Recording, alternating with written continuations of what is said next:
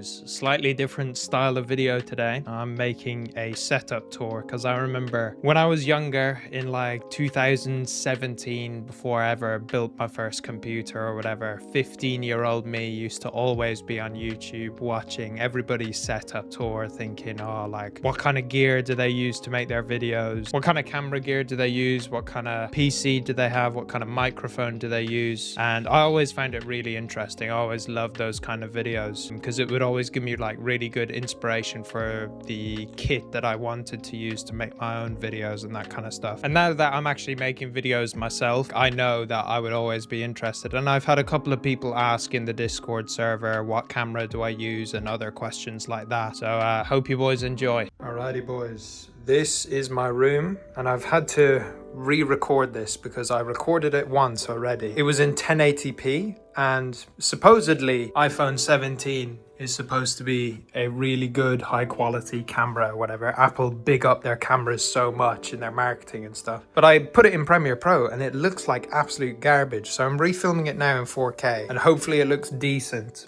I'm filming it on my phone because I wanted to show you guys my camera setup as well. So I can't really film it on my camera, which would be higher quality. But anyway, this is an overview of my setup. We'll go starting from the PC. We'll just work our way across and I'll explain everything to you boys.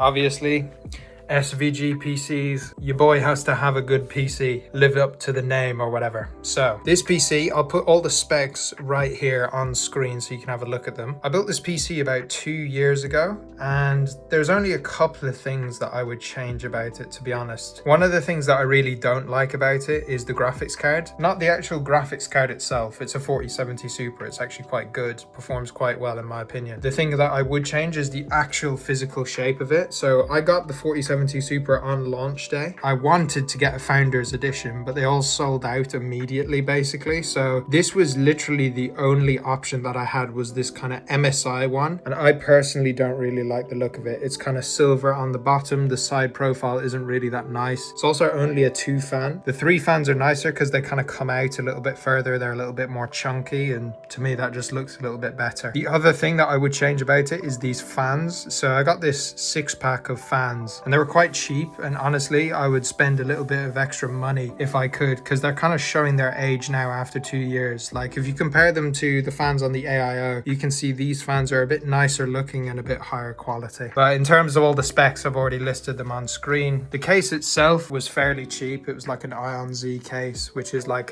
it's a budget Chinese brand over here in the UK. But honestly, overall I love this thing. You know, this thing's done me really well for 2 years. It's been an absolute workhorse. I can stream, edit videos, record videos, anything I want to do really. It's done perfectly well for me. So that's my PC. You'll notice my monitors are not the newest monitors ever. These monitors are kind of old. This monitor actually is my very first monitor that I ever owned. This is a BenQ monitor.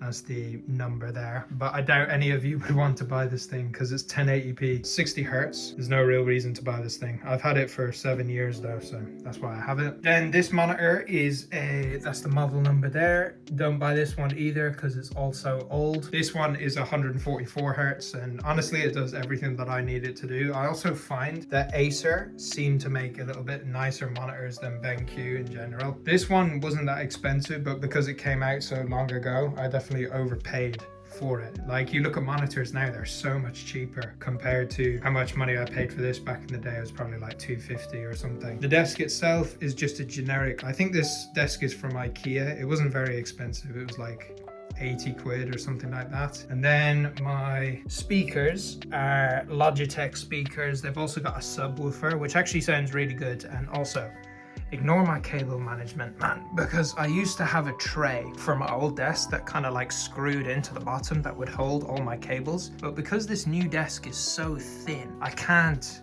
screw it in. Like if I use short screws, it'll just fall out. If I use the long ones, it will just go straight through the desk. So I didn't really have any options, so I kind of just gave up and just let them all fall down, which I know is a bit of a sin, but you know, it is what it is. Also, I posted my setup on Reddit and everybody commented saying this was a ball fan, which low-key they're not wrong.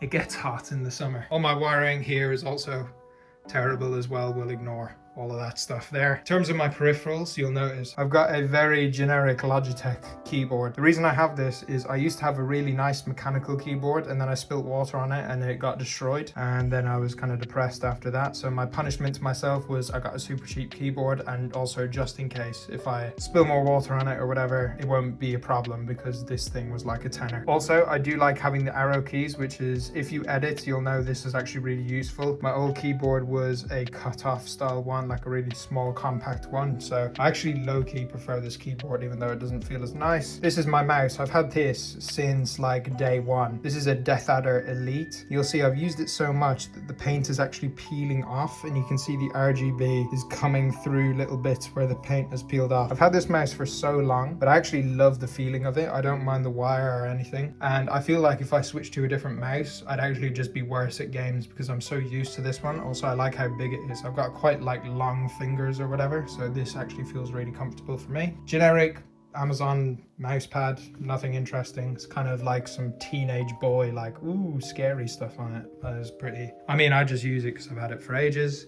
Also, I have my two monitors mounted on a monitor arm. I think it looks a bit cleaner just to have kind of one arm rather than having the monitors on their own stands. I prefer it this way. I think it just looks better. Moving on to the actual YouTube relevant stuff. I have a Sony ZV-1 and I've had this for a couple of years. You'll see it's kind of dusty because all it does is sit on top of this stand really. All I use it for is face cam mostly. I have it attached to two wires. So this wire is for charging. It just goes down to the bottom here, connecting to like a normal iPhone charger just to keep the battery topped up. And then the second one is a HDMI output, and that goes all the way into a capture card. I have a super cheap capture card. It's not like an Elgato or anything particularly nice, but it just goes into this USB capture card. This capture card is kind of it's only like 1080p or whatever. I don't really think I need 4K face cam, so I'd rather, you know, save 100 quid rather than getting like a nice Elgato capture card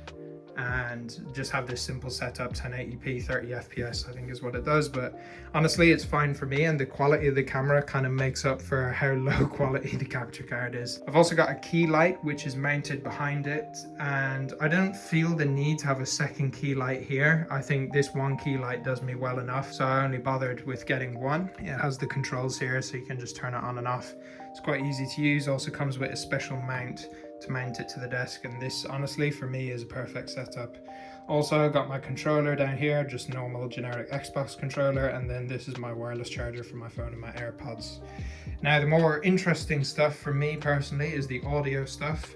So I do love my audio. I've got the Sony XM3s, which are a bit old, but they sound really, really good. And I'd used them so much that I had to replace like the ear tips. You'll see they're like the ear muffs or whatever you want to call them. They look brand new because they are. Whereas you can see when you look up in here, you'll see this is all like frayed and old because I've had these for years and years. I probably bought this like 5 years ago or something, but it's done me really well. I have a generic monitor arm. This is just like a super cheap one that I picked up on Amazon.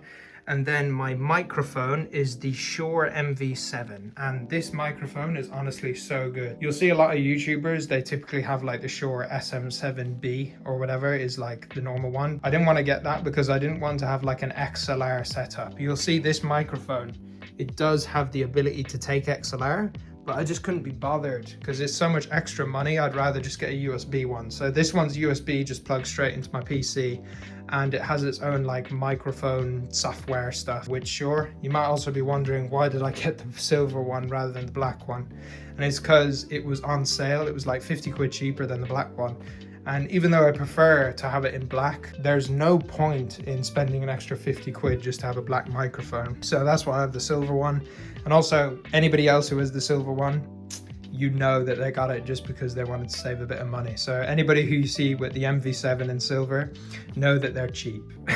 My chair is some boring kneeling chair. I had an office chair. I leaned too far back in it and the wheel snapped off and then I fell on my back. So this is what we're using for now. Honestly, this thing's quite comfy. I have some back issues or whatever, so this thing actually helps me out a lot. I filmed a separate section on my iPad setup. So my iPad connects to my PC and I can play PC games on my iPad whilst I'm chilling in bed. I'll probably put a clip in there now. I'll use the old footage because I can't be bothered to re-record it again, so it'll be slightly lower quality, but you'll get the gist. All right, so this is one of my favorite parts of my setup, is I connect my iPad via Steam Link and I can use either my Xbox controller or I can use the wireless mouse that I have on my iPad case, and I can use that to select stuff as well. I can go here and I can minimize big picture mode. You can see here, I can use my whole PC because I've got a wireless keyboard here as well. So I can use my whole PC whilst I'm just chilling in bed, and I can use both monitors because I can switch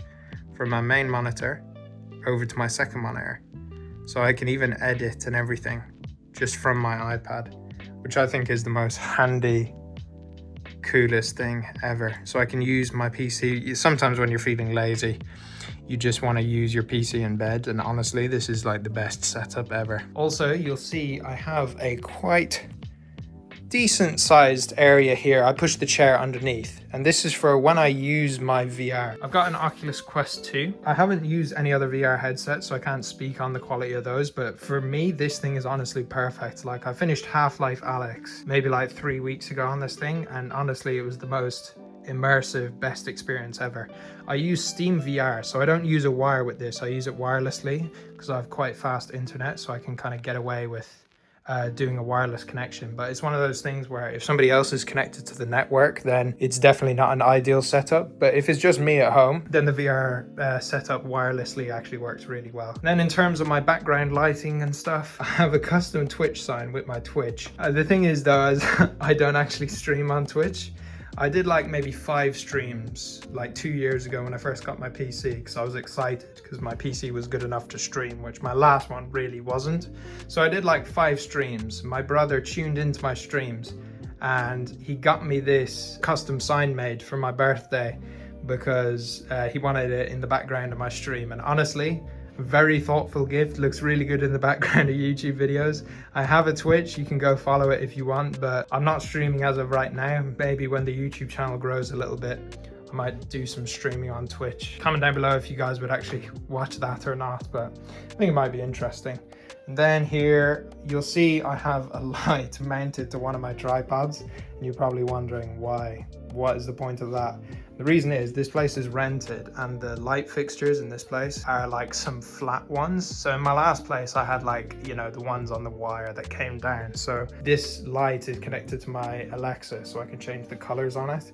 Whereas, you know, because the light fixtures are flat, I just have it mounted on here because it kind of shines a purpley light across here to make my background look a little bit nicer in my videos. Also, I hung up a curtain on my door, a black curtain, because you'll see here the door is a wood color, which doesn't really look very good in the background, so I switched it out to this. And it also adds kind of a sound dampening effect, so it makes my microphone quality sound a little bit nicer. But yeah, boys, that's another look. Quite a modest setup. A lot of my stuff is, you know, it's not the newest stuff ever, but it definitely gets me by. Definitely, you know, I record fairly decent quality videos, I would like to think, and it does me well enough. So alrighty boys, that's the setup tour. I'll probably make one of these like once every year or 2 years as I kind of update my stuff and whatever. But I just made this video because I know younger me is always interested in setups and that kind of stuff and what equipment people are using. So I just threw the video out there just for the sake of it, because some people have been asking in the Discord server. Boys, we're still a small channel, so you can support us by just liking and subscribing on the video. If you want a custom gaming PC built by us, we've also got a link